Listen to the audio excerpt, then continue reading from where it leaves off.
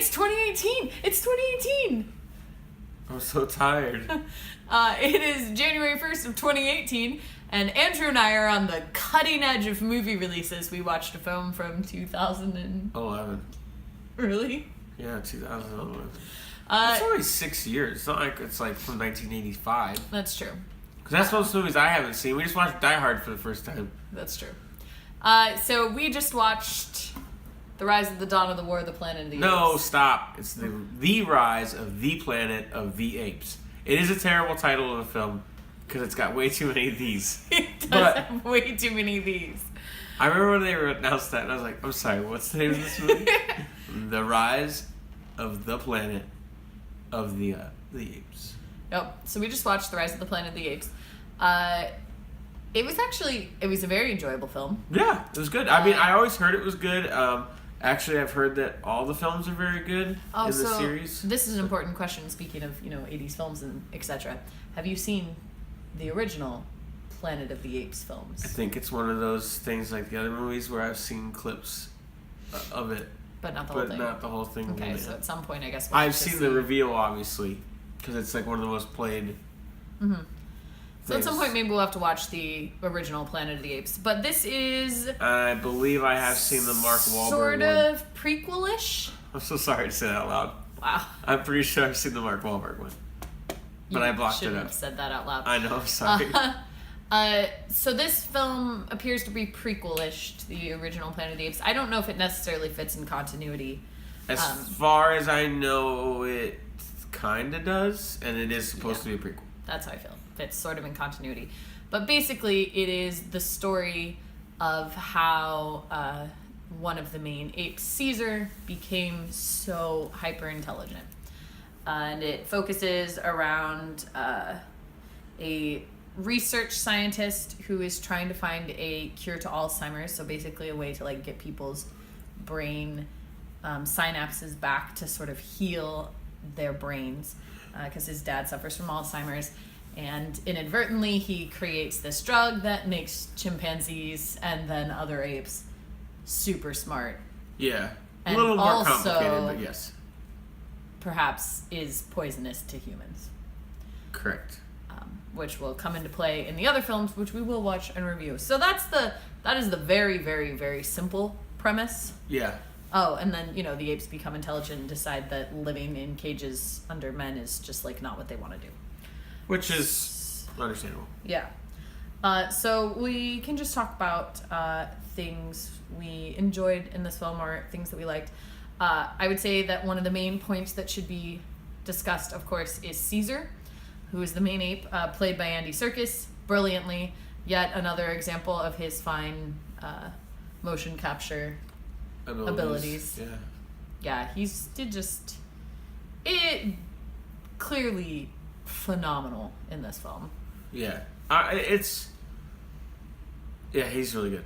I mean, but Cesar as a whole is just very captivating from basically the moment he's on screen. And watching his growth and the kind of playful nature at first when he's a baby, basically. And you kind of get... I don't want to say humanized, but it brings a lot of intrigue to that character, I think. Yeah, and it's obvious how much he cares for the humans he interacts with and how much he cares about the other apes.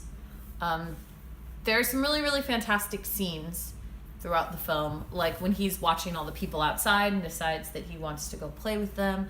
That's pretty heartbreaking because you can see that he wants to connect with the kids. Right. Then when the character, the father, has an Alzheimer's incident, and this neighbor, complete jerk of a neighbor, by the way, yes, is mad at him and hurting him. Well, not even really hurting him, he's just getting in his face and pushing him. Yeah, pushing him, being really forceful, and you can see Caesar's protective instinct, and he comes out and attacks him. And then my personal favorite scene is, so he gets sent to this primate sanctuary where the people there are kind of jerks and should not be running a primate sanctuary. No. It's basically like a glorified jail cell. They let them out into the big room for like guests to see, and then the rest of the time they lock them in these tiny cages, which is probably what a lot of sanctuaries are like. But it just seems kind of mean. Yeah, and also like the employees there are not nice. One in particular, one's dumb. I wouldn't say he's not nice. He's just stupid. Yeah. You never see him abuse the animals. No, he seems to be fine. It's strictly Tom Felton's character. Who is the son of the guy that's running it. Cesar has spent some time there then, and when his, like, father, for lack of a better word, shows back up to, like, be like, I'm getting you out, because his dad has just died. The man with Alzheimer's dies. It's very sad, and he decides that that's it. No matter what the courts say about Cesar being dangerous, he wants him back. So he takes several $100s, pays off the guy at the sanctuary, and he goes to get Cesar out. And Cesar has now spent so much time with these other apes. And is taking control of his environment. Has taken control of his environment, and also has, like, taken care of some of them. Yeah. Tried to help them out, you know, like, build... Relationships. And so he just shuts the cage door again. Well, more importantly, he sees that his father, played by James Franco, is holding a leash. Mm-hmm. And, like, if I go home, I'm a pet.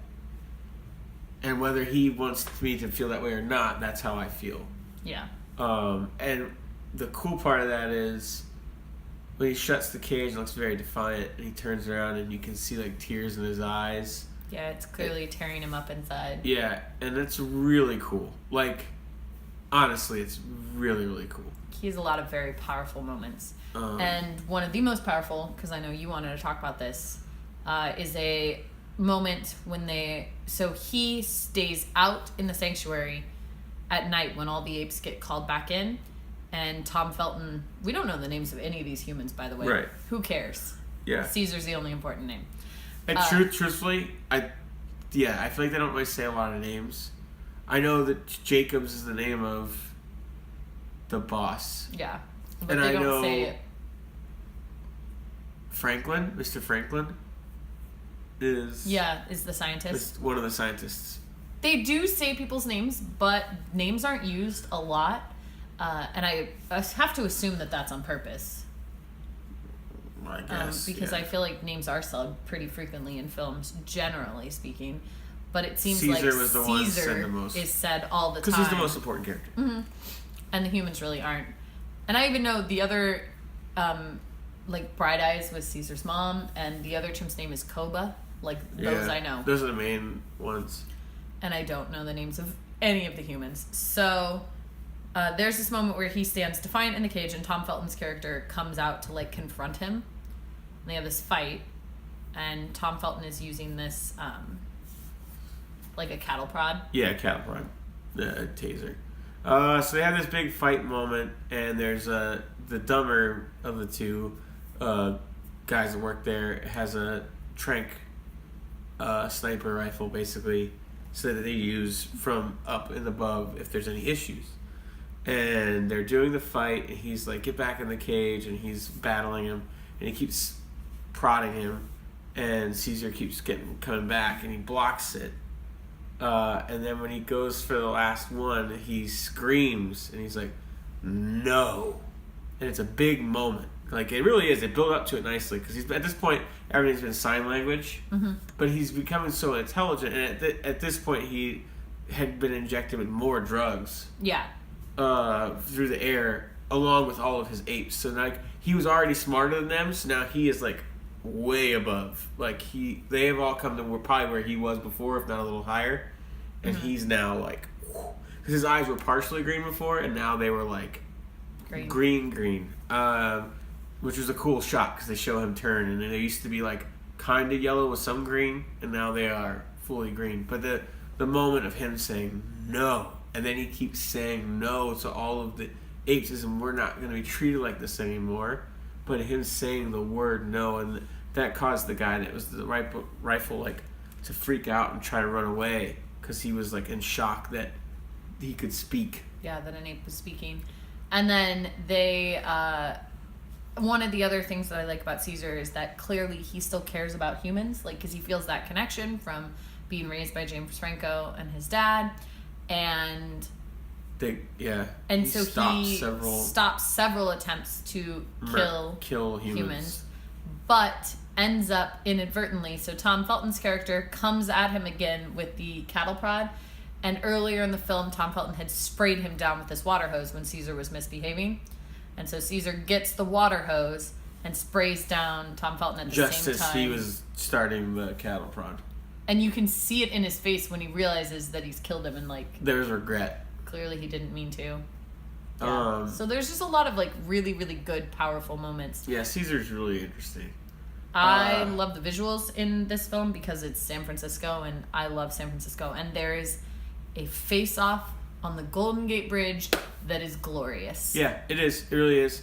And then the end scene of the film is really powerful, in the redwoods, and Cesar actually speaks for real at the very end, in a very powerful moment where his father, played by James Franco, is like, "Come home with me, I'll protect you," and Cesar looks at all of the apes, and he pulls James Franco in close.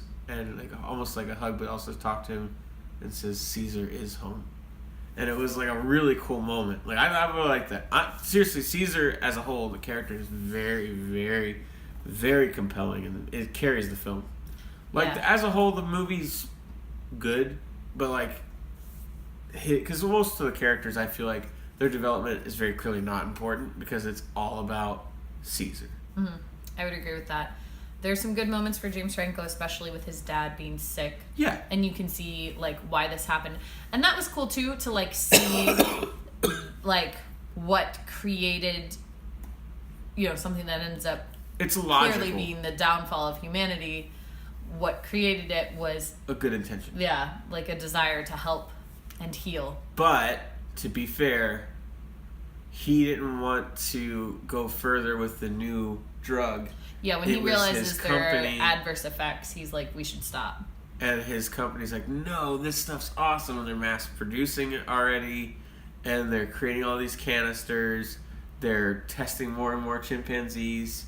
And what you grow to find out is this kills another character that accidentally just breathed it in. And that it is dangerous to humans, as they have a dialogue where it says it's not affecting the chimps, it's only affecting humans. Yeah, it affects humans in a way it doesn't affect the chimps, is what they say. So, and then they do a post-credit scene where the guy that is the a-hole neighbor gets sneezed on earlier on in the film by a character that dies with the virus, and his nose is bleeding heading into the airport, i.e. it is now going to spread, which appears to be based on just the short synopsis of the next film, that seems to be the plot, is that there was a disease, and when we get to the next movie, it should be much later after that. So, I would say they do a good job of creating a world that I'm intrigued by, and certainly intrigued enough to see the next film. Yeah, which is the goal. So I think we will probably at some point watch the next one. But overall, I enjoyed this film. It's pretty touching. It shows it doesn't have... Andrew had mentioned that it wasn't as physically violent as he had thought, and he said it wasn't as dark, but there are a lot of dark moments. It's just not violent. So Planet of the Apes is sort of known to be the apes are attacking humans, but that's not really what happens in this one. It's clearly the genesis of this, and I really liked that. Also, the name of the company is Genesis, right, which is funny, the drug company. Yes. And so, overall, I would recommend this film if you haven't seen it already. And you just got spoiled on everything, but it is very good. I'd give it a solid 3.5. Yeah, I would sit about there too. So stay tuned. At some point, we will watch the other ones. Yeah. When we're awake again, which may be several weeks. Well, I got a lot coming up, so because we're both. Tomorrow's both our Fridays, and we're both off for almost the whole week, but for completely different reasons, because you're doing Fringe Festival stuff, which hopefully I'll see at least 1 or 2 shows. And he's doing wrestling. But I got a lot of wrestling stuff coming up, so you might not be seeing me much. over the next week. Maybe you will. Maybe Mallory will have me talk about wrestling. I don't know, but I mean, I could probably talk about it for an hour if you need me to. So. But I will see you tomorrow. Okay.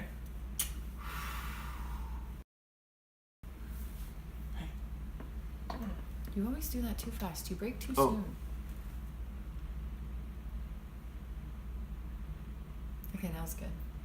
Bye. Are you in there?